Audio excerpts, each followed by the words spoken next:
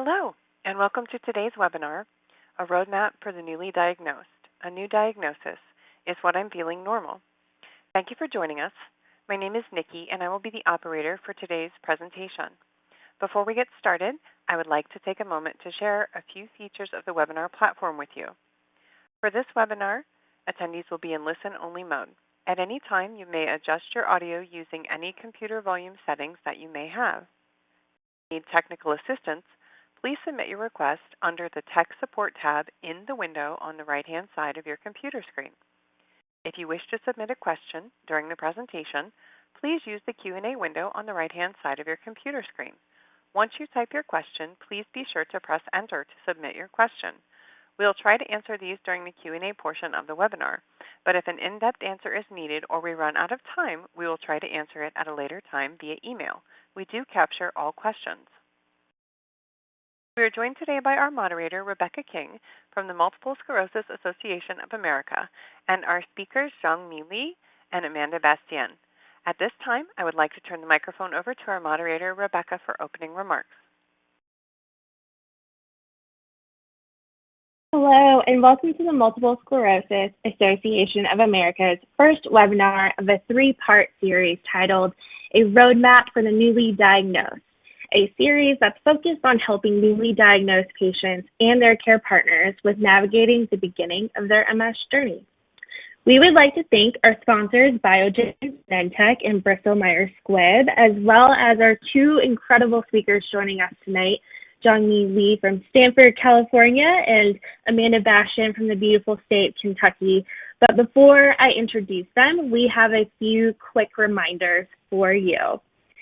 As you may or may not know, MSAA is a national nonprofit dedicated to improving lives today for the MS community.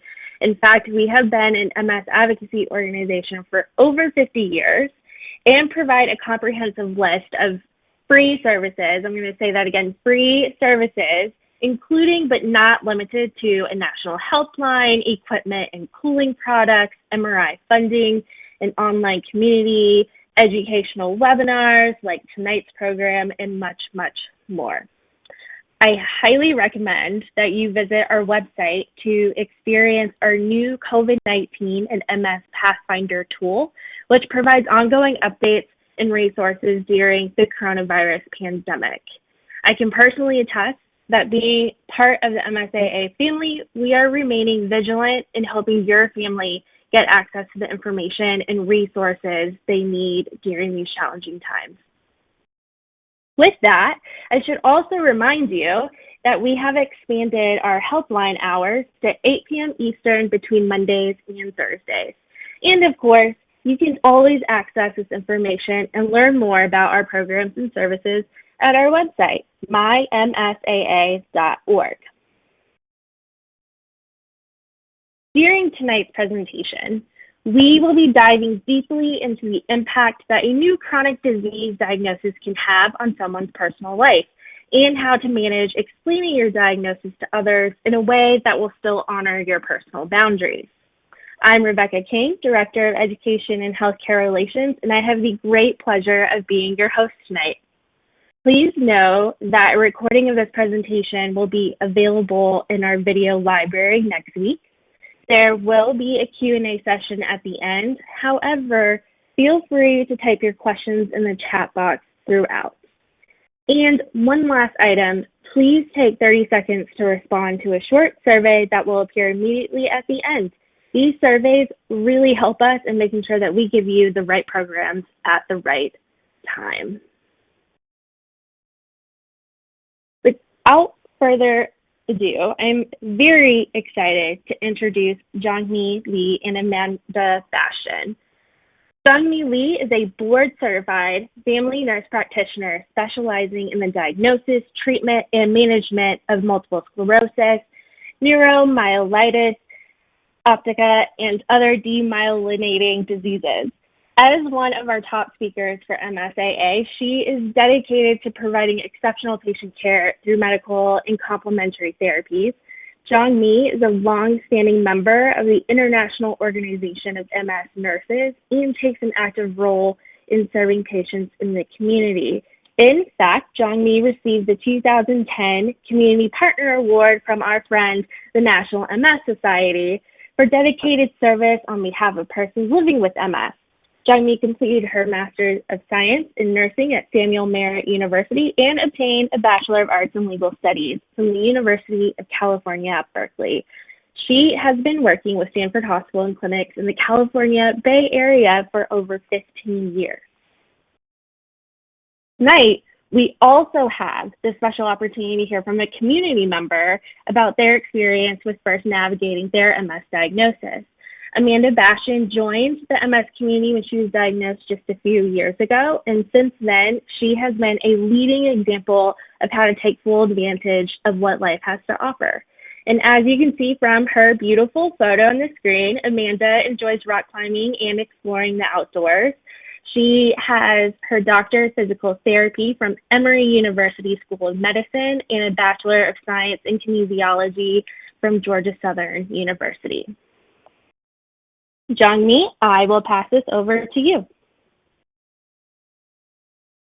Thank you very much.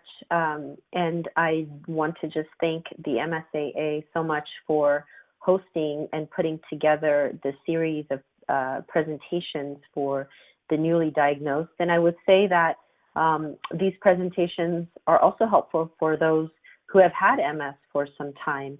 It's never a bad idea to kind of refresh and see where we're at. I'm very honored to be here with Amanda to present alongside Amanda today. And when I was asked to have this discussion with all of you on the call about new diagnosis and is what I'm feeling normal, I was feeling quite emotional because of all the patients that I have had the honor and the pleasure to meet over more than a decade of serving and working with MS patients. And I know that every patient goes through a different experience, and it is something that we will highlight today. This slide deck that we will present together, Amanda and I, gives a reflection on one way of feeling or some of the feelings that you all may be having. But of course, every patient is different. Every patient goes through a different experience. And a lot of times as I go in after the patient just received their diagnosis that yes, this is MS or the confirmatory diagnosis, there are so many emotions and feelings that patients have felt and gone through. And I think it's important for us to acknowledge that, both as caregivers, as clinicians, as well as just members of the community and those who are around all of us here. And so we'll start right into the icebreaker. And the question, if you can go to your polling, how would you describe what emotions you felt following your or your loved one's MS diagnosis? And here are some responses. It could be sadness, anger, relief, fear, surprise. Maybe you're not quite sure. Maybe it's emotion we haven't listed here, or maybe you'd rather not say. And I do believe we can select more than one answer. And so as the poll goes on, we'll look at how all of you here on the call, which I believe we have a pretty good sample size of listeners here today. Thank you all for tuning in. And next time we hope to be on video. And so the polls have finished, and it does look like sadness, 21% of you had talked about sadness, 6% anger, 9% relief. Fear is around 21%, similar with sadness. Surprise at 29%, which is actually the highest response. And 9% not sure, another emotion not listed was 3%, and 3% of you rather not say. And so reflecting, oh, yeah. Oh, I was going to say, this is interesting to me, reading some of these responses, because personally, I wasn't surprised, but I was definitely sad and definitely afraid, and some of these really resonate with me. Yeah. I'm wondering also, like, for example, relief. When I have met patients where they were going around to multiple different neurologists to try to get a diagnosis to their symptoms, I have heard patients say that they were relieved that they finally got a name to what they're feeling. And so thank you for sharing. And I'll turn it over here to you, Amanda. Yeah, I mean, definitely when it comes to relief, I think some people go through a long period of time before they actually get a diagnosis, and getting there is part of the battle. And so that's one of the things that they deal with. Here we want to know, what are some of the common feelings you've had since you've been diagnosed with MS? You can think about 2 to 3 words that kind of describe what you've been feeling, and maybe even share that in the chat box if you feel comfortable. You do not have to if you do not want to. A lot of people may feel similar, and you're not alone in a lot of these feelings. And a lot of people will probably have felt the same thing.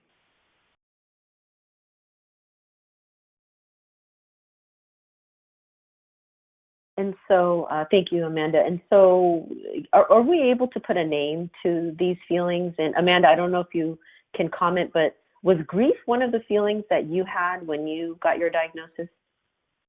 Oh, for sure. There were definitely a lot of tears. There were definitely, I was upset. It was scary, for sure. Yeah.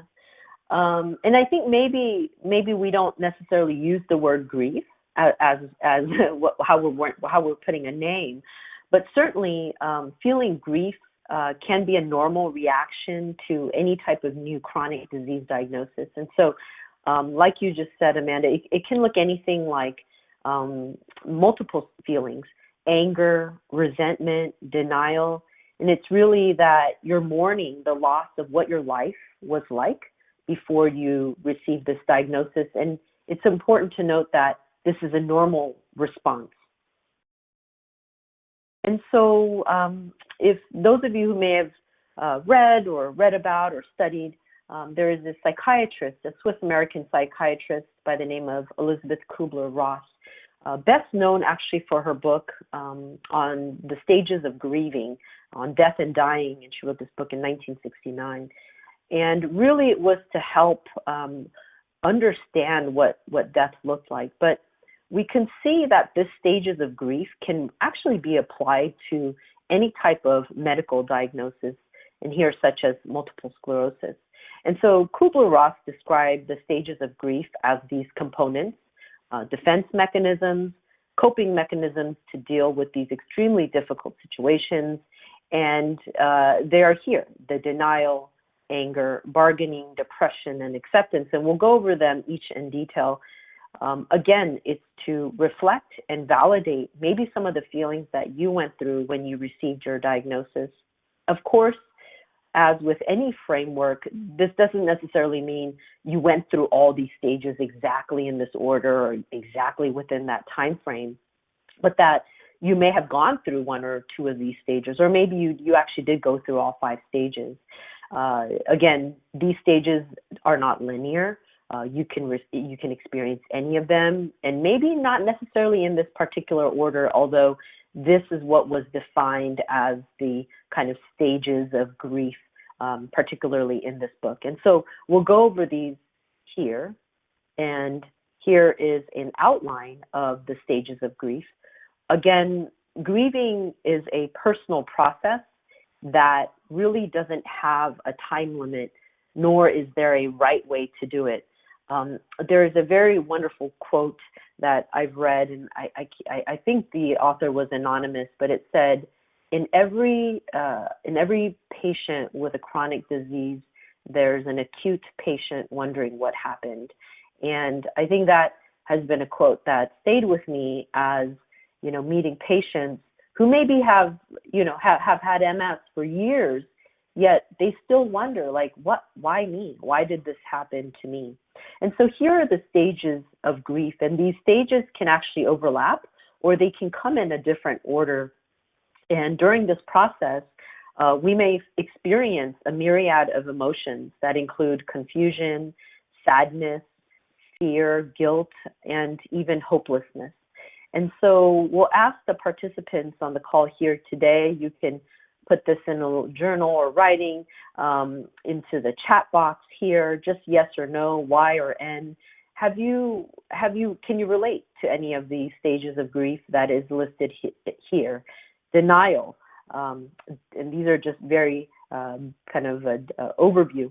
Disbelief, trouble believing that your diagnosis is true. That's stage 1. Number 2, going through that anger, frustration, why me? Recognizing that some things will be different. 3, bargaining, struggling to find meaning. What if I did something differently? Number 4, depression. You may feel overwhelmed, helpless, hostile. And 5, you're learning how to live with your MS diagnosis and actually start to feel more positive about the future. And I don't know if we're able to see anything in the chat window here. Amanda, do you see anything maybe that you see if patients have responded? If you scroll down, I think under questions, some of these responses are being recorded. Oh, got it. Okay. Yeah. Yeah, I see here. Yeah, we'll absolutely, yes, absolutely grief and mourning. When I see absolutely, it's like, yes, we have gone through this, overwhelmed, frustrated, some of the chats. Thank you so much for commenting, everyone. So we'll dive a little deeper into each of these stages. And the first one is denial. And you see here the wonderful little commentary box here. Not me. It can't be true. It's not that bad. And so denial, instead of becoming overwhelmed with the grief, we deny it. We don't want to accept it. We stagger the full impact of what it has on us. And we want to think of this as our natural body's defense mechanism, saying, hey, let's take a breather here. I can only handle so much at one time. And so those who don't have a chronic condition or whom have never been diagnosed with a chronic condition, it can be hard to understand why we are feeling this way when we go through denial, when we are receiving this diagnosis. So allowing ourselves to have time to cope with this new reality. And again, that might be a long time. It might not be right away. So it might be helpful to write down those facts at the time of this denial stage. Yes, I'm feeling pain. Yes, I don't feel well. Yes, I'm feeling really bad and sad and angry. Yes, I was just told I have MS. I'm waiting on test results. Things can get real. I don't know what it's going to feel like. And so once that denial and shock, the initial shock starts to fade, the start of the healing process can begin. And I think it's also important to mention that as you start to say, well, I'm the denial and shock's going away, and then you might actually come back to denial again. At this point, though, these feelings that we were once suppressing are now coming to the surface, and the next natural phase is the reaction of anger. It's not healthy to suppress feelings of anger because it is a natural response. In everyday life, we're normally told to control our anger, right, towards situation. Oh, we have to be, we can't show anger. We have to be understanding. But here, we want patients to know, it's okay to feel angry. And when you experience that grief event, you might even be disconnected from reality. This is a common stage to think, why me? Life is not fair. Why did this happen to me? And so what happens after that? We start to negotiate, bargain. What if the doctor's wrong? What if I found out sooner? Could it have changed anything? If I found out I had MS, 6 months ago, maybe I could have changed something. Maybe I could have gone on a therapy that would have changed the way I am today and my symptoms today. You might falsely make yourself believe that you could avoid going through this grieving process with this type of negotiation. If you change this, I'll change that. And so bargaining is at that stage when you're so desperate to get your life back to how it was before the grief event that you're willing to make some major life changes to try to get back to that normalcy, to get back to pre-MS. And guilt really follows during this part of bargaining. It's when you endure the endless what-if statements. And what if I went to the doctor? What if I did this? What if I changed my diet? What if I didn't travel here? What if I didn't get sick here? What if I didn't get exposed to this environment? Maybe I wouldn't have gotten MS. And then the next stage is this depression. And this is where you might withdraw overall from interaction with others. You're feeling quite overwhelmed. Life is feeling like a constant burden. You might feel numb. You just kind of are on autopilot, but you're really not feeling and living every day. You're constantly in a fog. And this is where I will say it's complicated. As we know, in MS, patients can have organic depression, even if they're a very cheerful person, they're not trying to go through these stages of grief, but because the MS can always also trigger depression and cognitive issues, it can cause this depressive mood where the patient actually is not trying to go through depression. It's just organically part of their disease. Patients may live in a fog, again, because of cognitive issues as well. Patients will say they don't want to get out of bed, they don't want to do things. And the world may seem quite overwhelming, may actually withdraw from interaction from others, including loved ones, not feel like talking, and again, going through these feelings of hopelessness. And this is the point that we want patients to connect with their care provider. And again, that's where you really want a trusting relationship with your care provider so that you can openly express and talk about these emotions and feelings. And here we'll hand it off to Amanda to take us down this path. Yeah, I think it's important to recognize that not everyone's path to diagnosis is the same. Like, everybody feels different things, and that's okay. That's totally fine, and that's normal. That's us as humans. And sometimes this whole path is not linear at all. And in fact, sometimes it's a total roller coaster, and sometimes you may be going on the way up, and this might be where you're getting some confidence after you've talked to your doctor and you start to understand what's going on with you and have a better idea of what you need to do to manage it. And at the top, you've got it. You're ready. But then you look over the edge, you're on a roller coaster, and you're thinking, oh gosh, today isn't as good as the last day. What if this is it? And what if this is how it's going to be for the rest of my life? What if it doesn't get better than this? And so things start to go downhill, and then maybe you catch a little momentum again and get some support from a friend or a family member, and things start to loop upward again, and you take a little loop-de-loop and things are fun again. But all of these things are kind of crazy and normal and just part of life, and sometimes you just have to take it in stride and take it one day at a time, because you really don't know when you're going to go over the edge or when you're going to have a loop-de-loop coming around the corner. Have any of you ever felt like you were riding on an emotional roller coaster? This is an opportunity for you to answer another poll question and participate. So if you click and vote in on your poll, we can get an idea of what you're feeling out there. We'll scroll in here and look through and see what everyone is saying. Oh, overwhelmingly, we've got a lot of people chiming in here as yes. I think that's pretty relatable. But that's, it's pretty clear to me that that's most of everyone responding here is saying yes. That's 95% are saying that yes, they felt like they've been on an emotional roller coaster, and it's important to remember that on tougher days when you've been feeling down, it's going to go back up again. And Jong-Mi, I'm going to hand it back over to you here. Thank you, Amanda. And so we'll talk about the final stage, and this is where we could actually do polling questions throughout this whole deck, because the slide deck was really well put together. And I think the question here is, for those of you on the call, how many of you have gone through acceptance of your diagnosis in this phase? And acceptance, as you can imagine, this is where the power lies.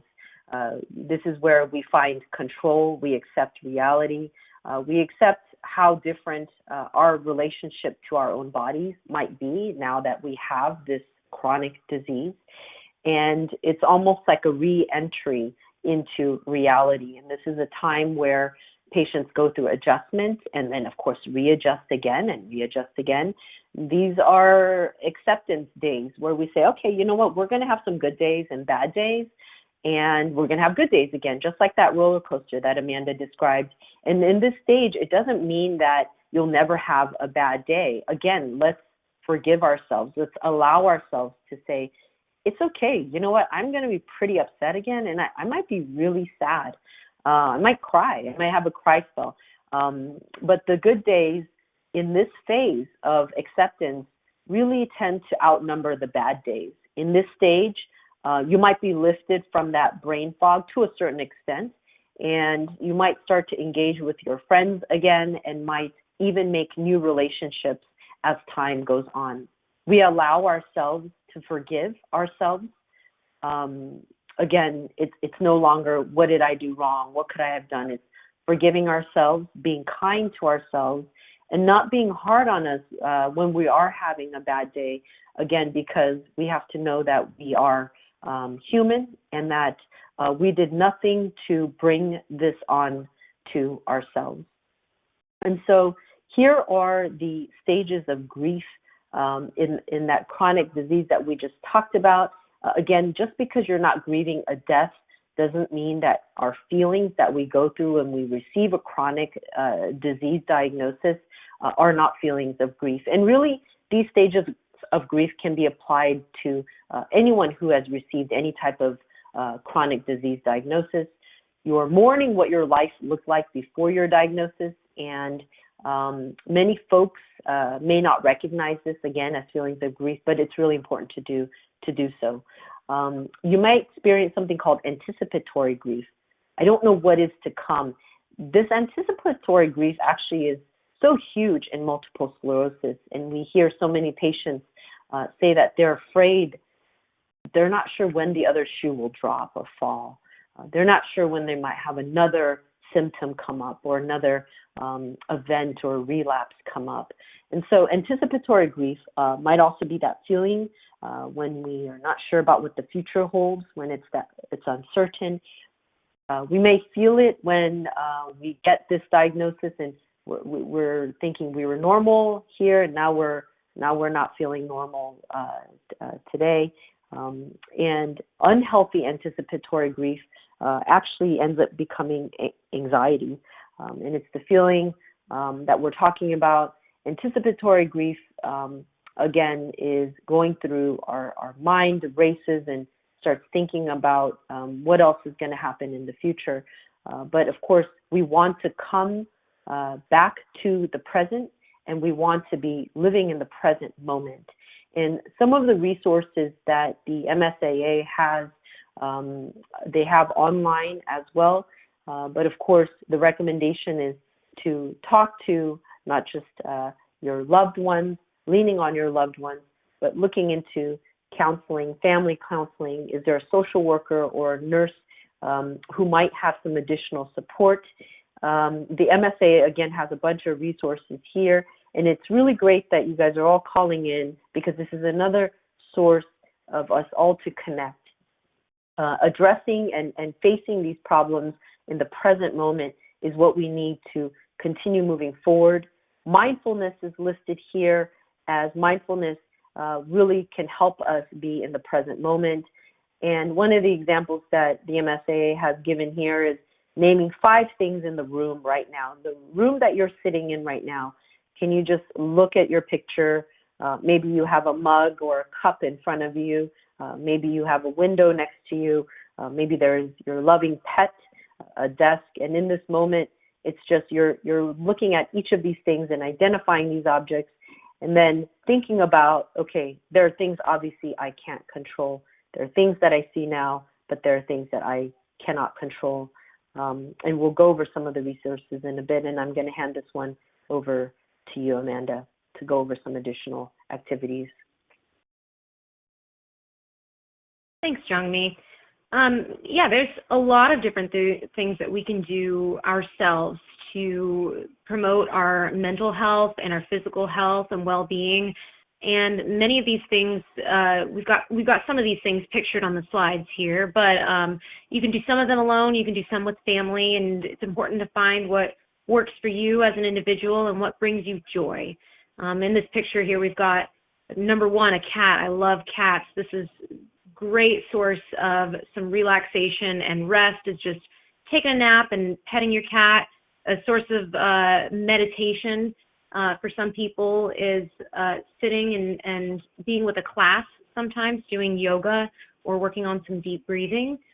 Puzzling, putting together a puzzle can be very meditative as well, because you have to focus on a single task at a time, and you don't have an opportunity to think about anything else. You just have to focus on the task at hand. Otherwise, writing a little bit, or writing in a journal, this can be a great opportunity to write down the symptoms that you've had with MS and keep track of them. This is something that I've done since my diagnosis, and I've thought it was very helpful.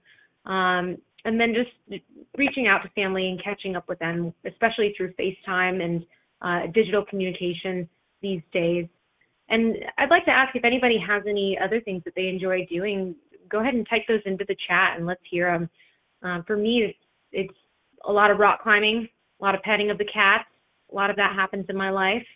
But I'd like to hear a little bit more from you guys about what you do that helps you. Looking through here in the chat to see if there's any responses. Jong-Mi, do you have any go-tos for things that you do to relax? Thanks for asking, Amanda. Yeah, I was just going to say we adopted a dog, and he's a big fluffy dog who seems to shed a lot of hair. And gosh, I could just sit there for hours just brushing him, the undercoat, and it's almost meditative and so relaxing. So I've really appreciated that. Thanks for asking, Amanda. Yeah. I believe that. Oh, good. We got some responses here. Mahjong. Oh, yeah, for sure. That can be really mentally stimulating. And photography and arts and crafts. Thank you guys for responding. Oh, yeah, for sure. Oh, good. You became an MS advocate and volunteer. Volunteering is so fulfilling. I love it. Very good. Thanks, you guys. All right. We're going to head on to the next slide here. Thank you. And now we'll go. Yeah, thank you. Now we'll go into part 2, which is communication. And what's interesting again is that this is about disclosing your diagnosis and who do you tell.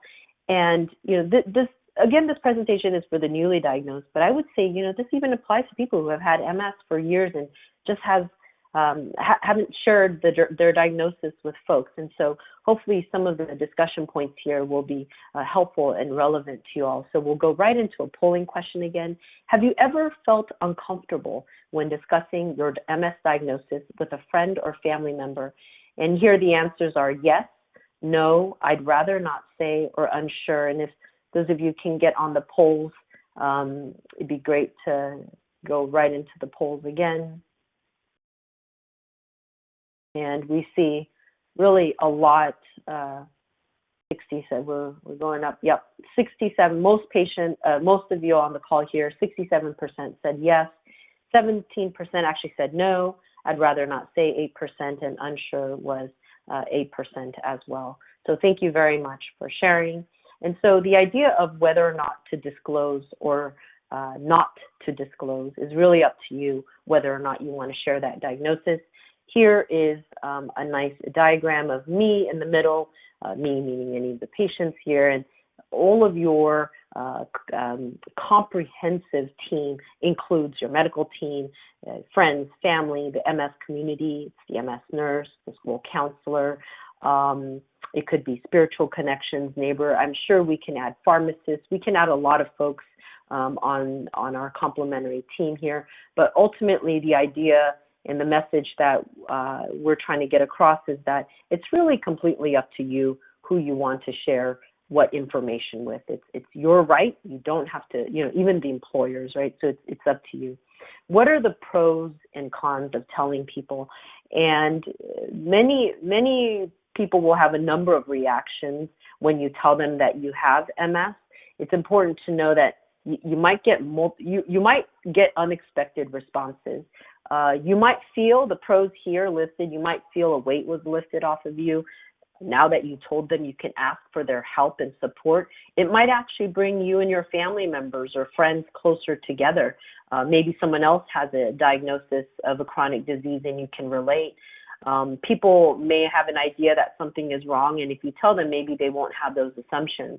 However, there are cons to telling and sharing your diagnosis, and that could be that some people might think you're seeking attention. Some might not even believe you. Some might avoid you because they're not sure what to say. And some people might provide unsolicited advice or even comments that might be rude. Maybe they don't even realize it's rude. And some people might think of you as being weak or fragile. And so talking about your diagnosis, again, is a personal decision for you. There's no right or wrong time to tell people. You want to give yourself time to process, possibly before you share with somebody, unless it's somebody that you completely trust. And what's right for you might not be right for somebody else. And because that new diagnosis can be scary, you want to find a balance. You might be nervous. And these are some questions that would be helpful. These 3 questions. Ask yourself, okay. Number 1, why do I want to tell this person that I have MS? Why is it important for this person in front of me to understand that I have MS? And what is that response that I hope to get? And so really it's writing down some of your symptoms might also help you feel more confident about how you want to engage in this conversation when you tell someone that you have MS. To help you get started, you definitely want to trust your instincts. You know that person in front of you. You might say, I don't know if it's the time. It's not that right time to tell them. So choose that right time. Sharing the information about MS, it might be helpful if you have a little bit of information yourself. Being prepared, like what are the basics of MS? What questions might they ask? Maybe it would be helpful for you to prepare with a pamphlet or video. There are lots of resources online. Or maybe they're going to ask to go with you to the next neurology visit that you have or support group meeting. And so sometimes it's helpful to be super prepared, and sometimes maybe it's not. Maybe it's just organically telling someone the diagnosis and getting really their true feelings out. Expect the unexpected, and that's true for a lot of things in our lives, especially now. And again, I think it's just being thoughtful about who you tell and when you tell them about your MS. Here is something where you can practice with a short response. Again, of course, really it's make it your own. These are just examples to try to help some of you. But here's a quote. Last month, I found out that I have MS. It's been scary for me. It's been a scary time for me and my family. But I do have a great team of medical professionals and caregivers who are helping me. And just letting everybody know, listen, I just need your support and encouragement. I don't want any additional advice. I don't want to hear anything else. It's just, I'm just letting you know this is what I'm going through. That might be enough all in it of itself. Telling family and close friends, if you decide to, again, who's that person that's closest to you? Here are some of the few phrases that might be helpful. Here is what MS is, and this is how it affects me. This is how you could help me. Please let me be the one to tell other people. I think that's the big one. Amanda, if you want to chime in, I know there are patients who have come to me and said, I want to be the one to tell this person. It's my right. I don't know if you've run across anything on that. I just feel like that one is quite important because it struck me in some of my interaction with patients. For sure. That's your personal information. It's not something that you don't share other people's medical diagnosis with other people. You don't talk about them behind their backs. I mean, I think sometimes people do need a gentle reminder or, an obvious kind of maybe blunt reminder that you want to be the one to talk about your diagnosis rather than them sharing it. Thank you. And communicating with children. And, I love these two books. I use these two pamphlets. I give it to patients to talk about their MS with their children. They're very helpful. It's 16 pages. It's really geared for children ages 3 to 7. I learned the hard way. They're a very dear patient of mine from years ago where, I never even thought to engage and say, hey, have you told your young kids about MS, that you have MS? And what happened were the kids, kids know when something's going on, and the kids spiraled into thinking, their mom's dying. And once we were able to tell them, actually using exactly these two pamphlets, it really helped the kids understand what their mom was going through. And instead of acting out against their mom, which was their way of dealing with something's wrong with mom, they were helping to open the door. They were helping to open the car door, the door to the store, because their mom had trouble opening that. And so, again, it's really important to communicate with their mom, and it's great that the MSAA has this resource for patients. Here is a huge area of employment consideration. First of all, know what your rights are before you disclose your diagnosis to your supervisor, no matter how supportive your supervisor is or your colleagues. And I would, I would advise many patients to really be careful of who you tell, especially in the workplace, and know what your rights are.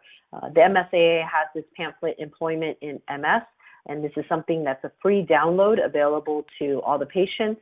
It's the Employment and MS, the Challenges and Opportunities. You'll learn about the American Disabilities Act, reasonable accommodations, Social Security benefits while working, and how you can have these accommodations while you're still employed. And here are those insensitive comments, and I think we know that sometimes people may say things that are not very supportive, but a lot of times they don't even realize they're being rude.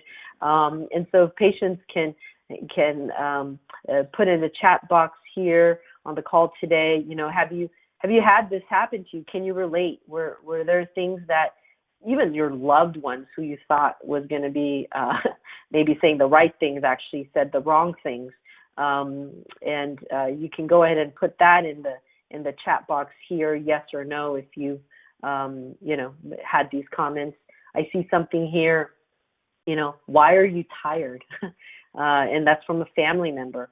Right. So, these are some of the hurtful comments that maybe, again, our family members don't even realize that they're saying, but they can be very hurtful to the patients who are going through, unfortunately, these very difficult symptoms. Here are some key phrases that we can utilize in response. Thank you for asking, but I'd rather not talk about it right now. Usually I'm okay to talk about things like this, but, right now I just can't handle it. I'm sure you understand. I prefer to not go into details. I appreciate your concern, but I'm trying to stay away from negative conversation. Amanda, I'm sure you have maybe some key phrases that you can share with the group that might be helpful, that you've heard along the way. I think these are really good examples. Sometimes just saying like, thanks for your interest, but that's something personal that I'm not really wanting to share right now. Or honestly, even changing the topic can work sometimes, or just kind of like, haha, like acknowledging it and then moving on. Or some of those are good habits or strategies to use. That's great. There's a wonderful elementary school book. It's actually used for anti-bullying, and it's called I think Simon's Hook. And there's different strategies, just like we've shared here today. And there's actually where you can say, you can laugh it off, and you can kind of joke about it, or you could even avoid it altogether. Say, I'm not ready. I don't feel like talking about this. So here's where they're even suggesting to practice your responses. It's okay to ask them gently, if hey, can you just listen? Just no judgment. Please don't give me advice. I just need you to hear me out. And here, do you mind just listening? I'm doing my best to navigate this new life. And you might hear some of this other stuff. Cheer up, my aunt just died of MS. So, here's some other responses that you could just have in the back of your mind, especially if you go through cognitive issues, just so you're not so unprepared and so that you feel like you have control of your responses. And I think that could also help, is just feeling like you have some level of control in your life. And so, again, this has nothing to do with you. If you have these responses thrown at you, you just might have to accept that the person that you're interacting with in front of you might not be the best person to talk to, and you might need to look for other people who can handle what you're about to say. I need to talk about my symptoms, and I just need to talk about it, and I just need you to just listen. Maybe it's somebody else that needs to be that listener for you. And we'll go over and hand it over to Amanda now. Yeah, so in summary, this has been a great opportunity to talk about how telling people about your diagnosis can feel overwhelming and lonely, but it can also be an opportunity for you to take it into your own hands, empower yourself, and discuss what's going on, and that can make you feel better and more confident as well. You may want to think about how you want to respond to questions or comments from other people, loved ones, or just people that you know, and in advance so that you feel more prepared, because sometimes they come for you when you're not prepared, and you don't want to hurt somebody by saying something that you didn't want to say, or snap at somebody. Everybody's a little different, not just when it comes to coping, which is absolutely true, but also when it comes to MS. So everybody with MS is different. I noticed that was a comment that was dropped in there too. Is that's something that you often have to remind people, is that everybody's a little different, a little unique, and there's a lot of different misconceptions. So sometimes you have to educate the people around you and know that they're going to have different ideas of what it is and what it means for you. And so here I'm going to hand it over to Rebecca, who's going to take us through some questions.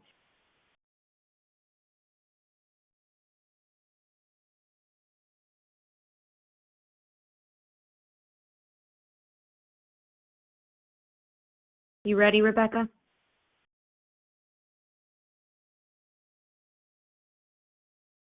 Oh, and I think we might. Oh, hi. Sorry about that. I was on mute, which has been the quote of 2020, 2021. So I apologize about that. But now we can go into our Q&A session. And I just want to take the moment to thank the audience for being so engaging. I'm sure that it's really easy to engage when we have such phenomenal speakers that ask questions throughout. So, Jong-Mi, the first question is for you. How long do the stages of grief last? This person said, I was diagnosed a few years ago, and I still feel like I'm stuck and feel defeated about my diagnosis.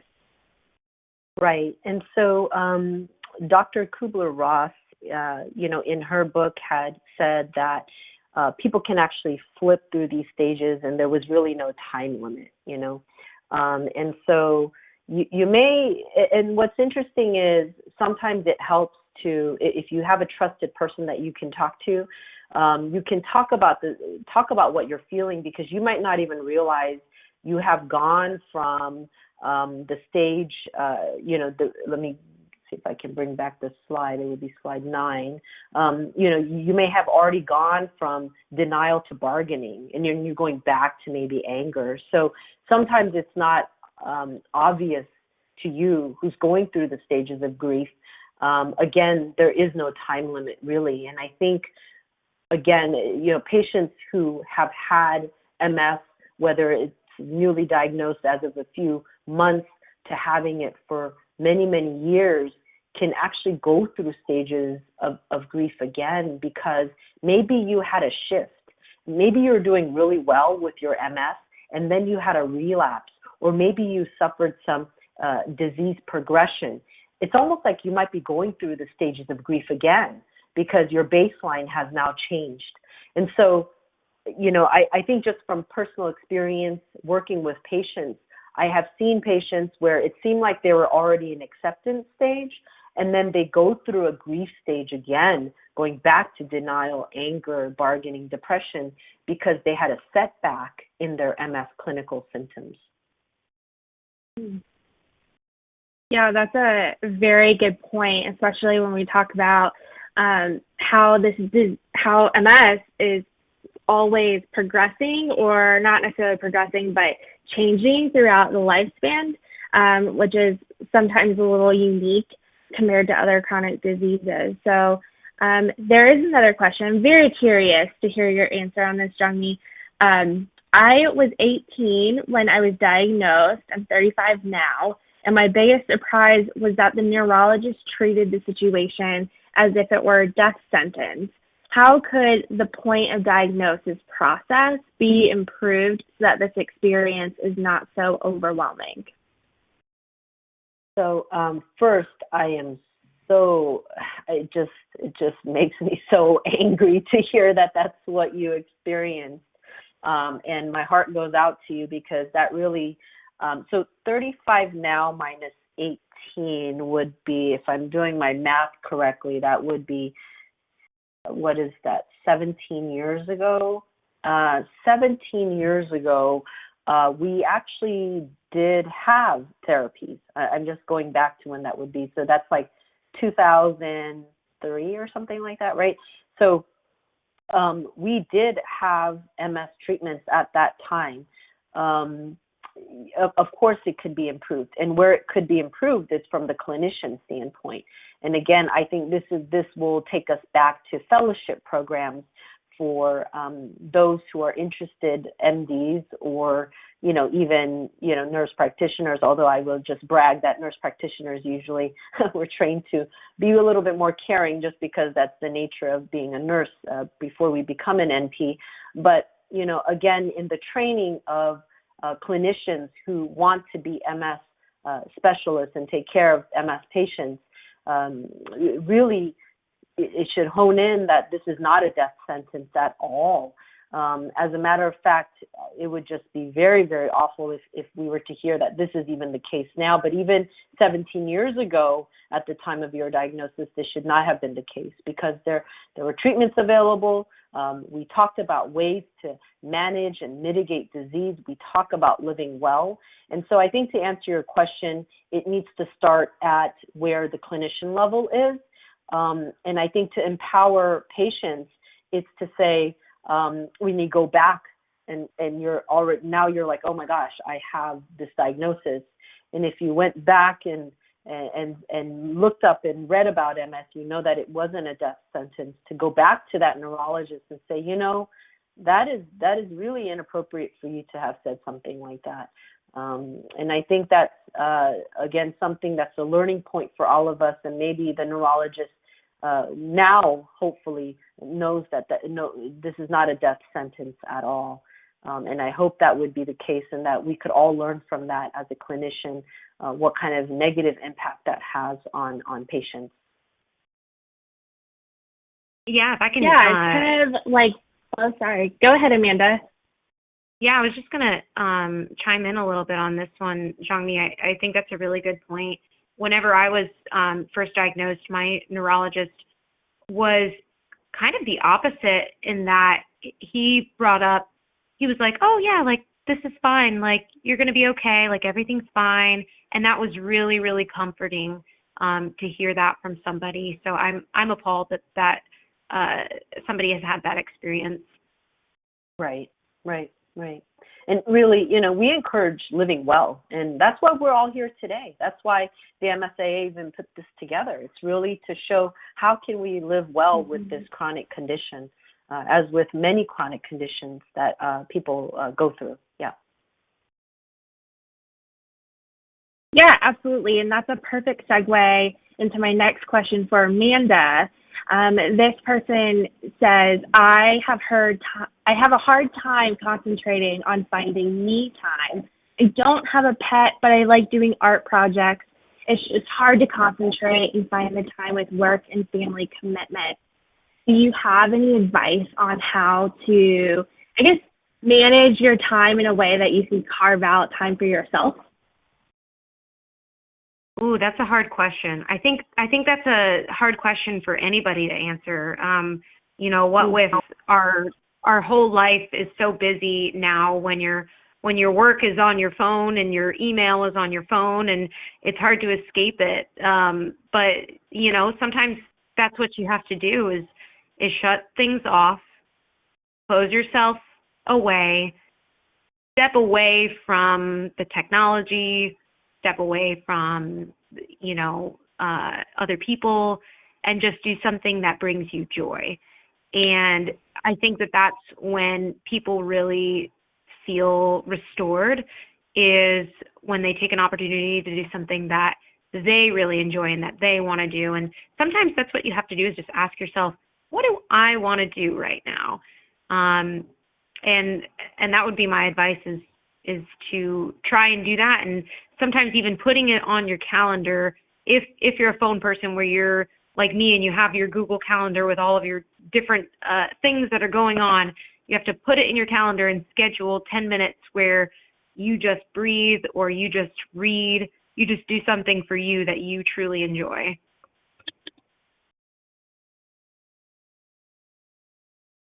This Jong-Mi, next do you have any question. Okay. Yeah, no, I love your answer, Amanda. I was just thinking of Marie Kondo when you were, bringing joy, right? So it's like it's the life-changing, what is called the life-changing magic of tidying up or something like that. It's her book, and she's all over the Container Store. But I love your answer, Amanda. I think it's so true, and I think as you were saying that, I was thinking to myself, I was like, what do I do that brings me joy? And I think that's one of the things where we almost have to allow ourselves. It's okay to do something that we love to do right now, because I think we're also conditioned to be productive and do something that's a duty or a chore, that maybe we've forgotten what it is that brings us joy. And maybe it's just that one thing that can help.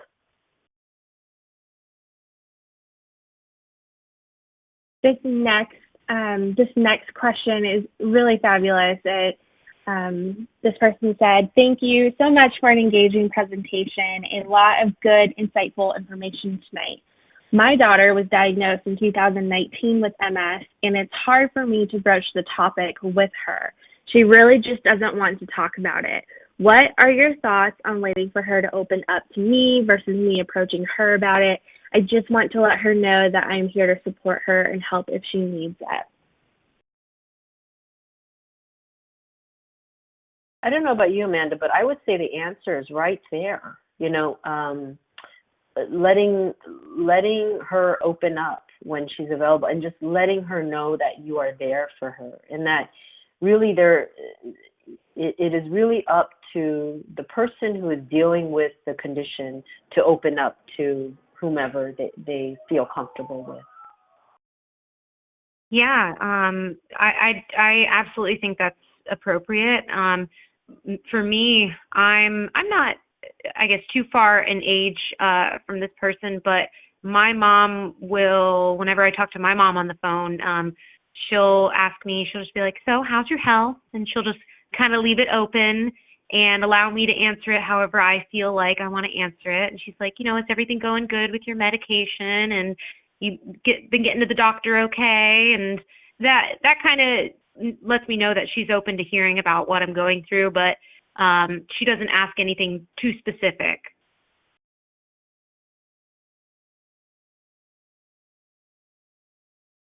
And I think that it is 8:59. And so I just want to ask one more question from the crowd. Amanda, this is for you. It's actually not a question. This person said, "Just something I wanted to get your thoughts on. I'm newly diagnosed, and sometimes I just can't finish my day-to-day chores. And at the end of the day, I feel tired, but feel guilty about leaving it to the next day. I'm just trying to find a balance. This is all new to me. Thank you again for your presentation." Okay, well, yeah. I mean, I think it's okay to tell yourself that it's okay, and that it's okay to give yourself some time to feel that way, because there are going to be days where you don't feel good and you just need to rest and you're more tired than usual. And that can just come along with things. That can come along with not getting enough sleep at night too. Anybody can experience some of those feelings as well. But what I would say is, going back to what we talked about before, to take some time to do some things that you truly enjoy. Sometimes you have to pencil it into your schedule to make it happen, or start your day with it. Because if you get to the end of the day and you're like, oh my gosh, I'm just so exhausted, I don't even know what I want to do because I'm just too tired, I just want to sleep, then sometimes starting your day or penciling it into the middle of your day is what you have to do to make it happen. And you might find that your day ends with a little bit more energy if you do something like that at the beginning or the middle of your day instead.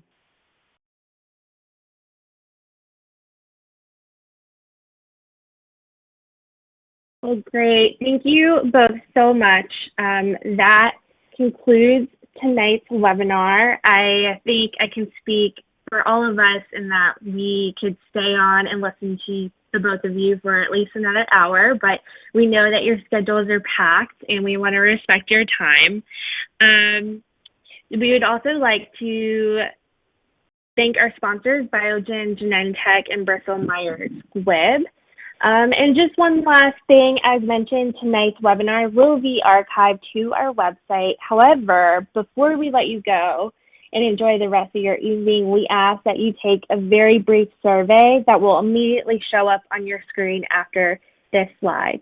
So on behalf of MSAA, Jong-Mi, and Amanda, we thank you so much for joining us, and we hope you have a great night wherever you may be watching. Take care. That concludes today's presentation. Thank you for joining us. Please follow the link in the prompt to be redirected to the participation evaluation form.